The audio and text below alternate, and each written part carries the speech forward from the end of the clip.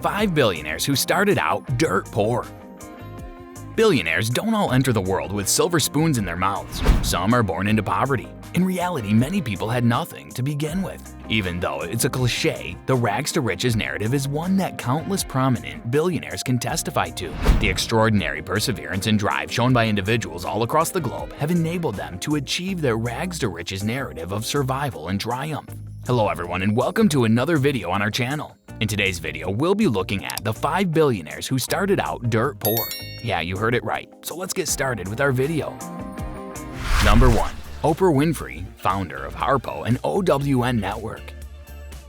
Oprah Winfrey is a self-made billionaire. In contrast to most other female billionaires in the United States who inherited their fortune or married into it via marriage or inheritance, meeting this objective will be very difficult. Particularly poignant was this for a black lady who grew up in the segregated South throughout the 1950s and 1960s. Without a doubt, Oprah Winfrey is one of the most powerful people on the earth at the current time. According to Forbes, in 2016, her net worth was estimated at $3.1 billion. However, the well-known talk show host and media magnate was born into poverty in rural Mississippi and rose through the ranks to become a wealthy businesswoman in her own right. The young lady was raised by a single mother and grew up in such poverty that she was forced to dress in garments from potato sacks on several occasions. Oprah moved to Nashville after a series of tragic occurrences transpired. As an honors student, she maintained her studies while working her way up the media ladder, eventually becoming the successful entrepreneur she is today, having overcome difficulties and horrible living circumstances throughout several decades.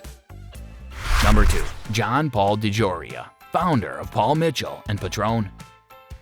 According to Forbes, the co-founder of the Paul Mitchell hair products business and the Patron Spirits company, John Paul DeJoria, is a multi-millionaire. Raised in a foster home, he had previously been involved with a gang before beginning to sell Christmas cards and newspapers at the age of 9 to support himself and his family financially. Even though his math instructor once warned him that he would never be successful with anything in his life, this did not deter John from attaining his ambitions in life. Instead, his trials and sufferings strengthened his drive to become the man he has become today. During the years after his work as a janitor and while living out of his van, selling shampoo door to door, John co-founded and developed multi-billion-dollar corporations. As a result of this, his net worth has increased to $4 billion.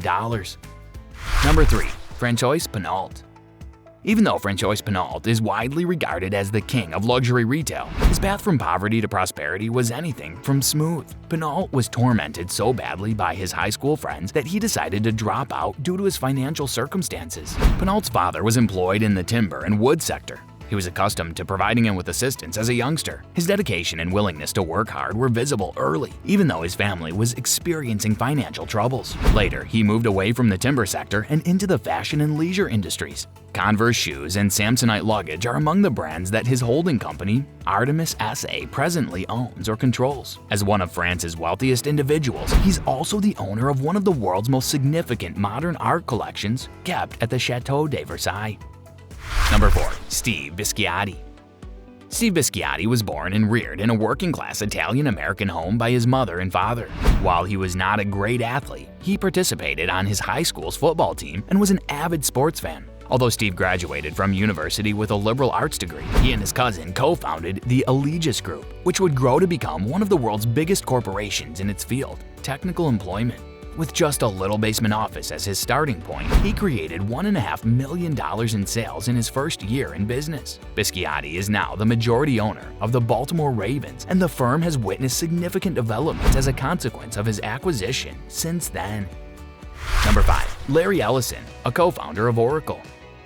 Larry Ellison, the co-founder of Oracle Corporation, grew up in the Chicago neighborhood of Oak Park, where his aunt and uncle reared him. Lawrence chose to leave education and go to California when his aunt suddenly died, unexpectedly in 2007. When Larry Ellison launched Oracle in 1977, he did various jobs for 8 years while waiting for the firm to get off the ground. That Oracle has grown into one of the world's most valuable companies. Ellison is widely regarded as the third wealthiest person in the United States, with more than $49.9 billion, which is no surprise to anybody.